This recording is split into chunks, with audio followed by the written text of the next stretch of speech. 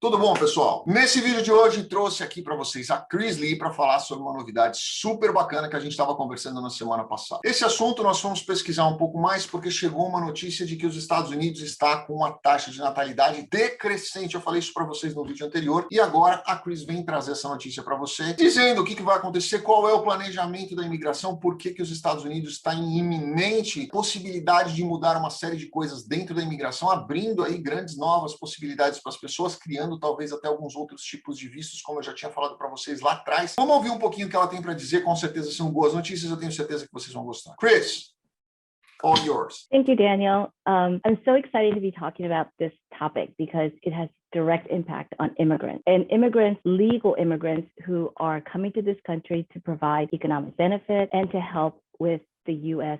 taxpayer workforce. It has just come out recently that there's been a steady decline in U.S. birth rate, which means that there will be less people working to support those people who are retiring at the same time that baby boomers will be retiring at a time when workers are needed to provide Social Security benefits and Medicare. So the recent census in 2020 has revealed that by 2030, most baby boomers will all be over the age of 65, meaning most of them will not be contributing to the tax base and working. And coupled with that, by 2034, more people will be retired than there are in the workforce. We need immigrants to be part of that workforce, to continue to provide benefits that every American relies on, which is Medicare and Social Security benefits. And so the Biden administration, with the census coming out, recognizes that immigrants are necessary for the U.S. workforce immediately. We're talking, this is 2030, 2034 that they're making these projections. We're in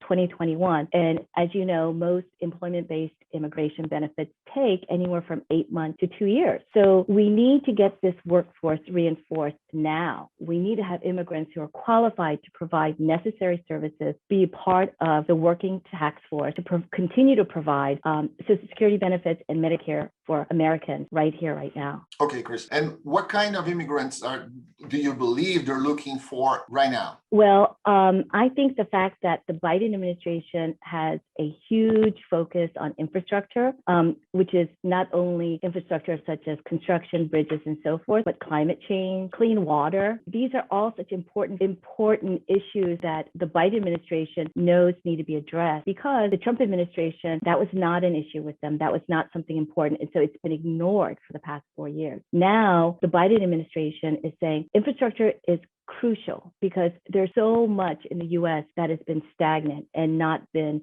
rebuilt, and coupled with the fact that climate change has impacted us greatly. And you can look at recent events about what happened in Texas, as you know, with the power failure of the grid. And it was horrible because Texans aren't used to something like that, whether that's going to knock out power, but it was made worse by the fact that Texas has their own grid system that's not part of other state systems, so they could get the power they needed. And so people are starting to realize, even those who don't want climate change to be an issue, that it is an issue and it needs to be addressed. So when you look at infrastructure and climate change and clean water, we're talking a whole slew of occupations: engineers, software developers, logistics, electricians, architects, coupled with doctors. That's right, doctors, exactly. And so not only doctors, but everyone in the medical field. They could be nurses, they could be technicians that would help in a hospital. So when you're talking infrastructure, the reason this is so important is that it impacts everyone's lives, and it impacts a whole slew of occupations, not just those that we consider to be,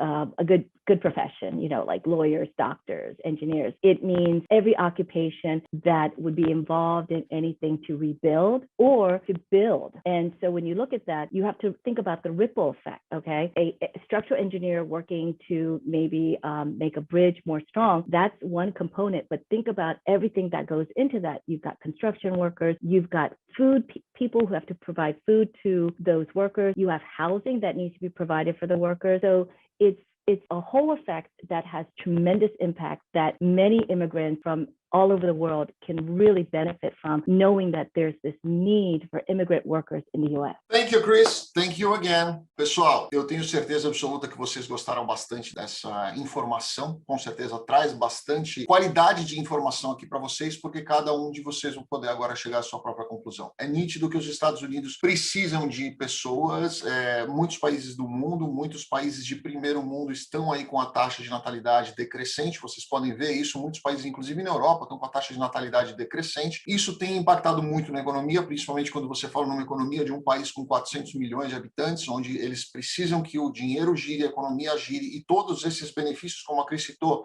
o Medicare, o Social Security, eles precisam de novos trabalhadores em idade laboral para poder repor esse dinheiro, pagar impostos, pagar encargos, pagar Social Security, para que eles possam efetivamente manter essa operação girando. Porque senão, daqui a alguns anos, 10 anos, não vai ter mais dinheiro para pagar essa estrutura, que é o que exatamente está acontecendo no Brasil, e vocês podem ver isso claramente acontecendo aí com a questão do INSS, né? Nós temos esse problema seríssimo dentro do INSS, talvez por outras coisas também, porque o dinheiro do INSS foi usado para outros fins no Brasil, mas é algo semelhante que está acontecendo nos Estados Unidos, e agora está se falando muito nessa questão da legalização dos ilegais, justamente para cobrir uma parte desse rombo que está acontecendo, que eles já enxergaram e já estão, inclusive, publicando isso, e outro é um aumento de cotas de vistos voltados para vistos de habilidades, que é o que eles mais buscam, né? A pessoa mais qualificada é aquela pessoa que vai fazer um intercâmbio de tecnologia, de informação, de dinheiro e tudo mais dentro dos Estados Unidos, que é exatamente o que a Kris acabou de falar para vocês. Kris, thank you very much. Thank you, it's my pleasure. Gente, obrigado. Fiquem com Deus. Abraço.